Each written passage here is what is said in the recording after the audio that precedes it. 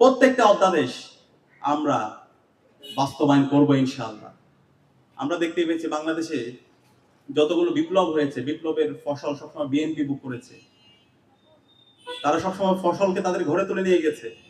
যারা বিপ্লব করেছে তাদের সাথে সবসময় বিএনপি প্রতারণাই করেছে।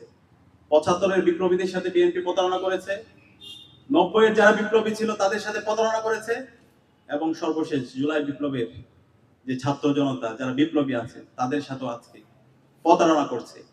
কিন্তু আমরা দৃঢ়কণ্ঠে বলতে চাই, যারা এই প্রতারণা করছেন, এই প্রতারণায় আপনাদের কাল হয়ে দাঁড়াবে।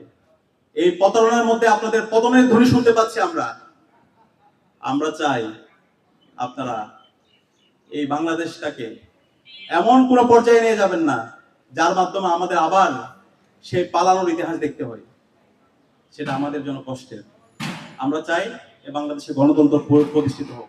৫৫ বছর এত রক্ত দেওয়ার পরও আবার যদি আমাদের এই বিষয়গুলো নিয়ে কথা বলতে হয়, তাহলে এটা আমাদের জন্য কষ্টের। এটা একটা কালেকটিভ ফেলিওর।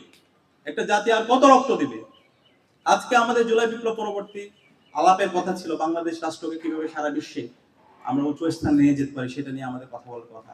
যে হাসিনা আমাদের সংস্কৃতিকে ধ্বংস করেছে, আমাদের শিক্ষা ব্যবস্থাকে ধ্বংস করেছে, অর্থনীতিকে ধ্বংস করেছে, সেটাকে কিভাবে নতুন ভাবে পুনর্গঠন করা যায় সেটা নিয়ে একসাথে কাজ করার কথা।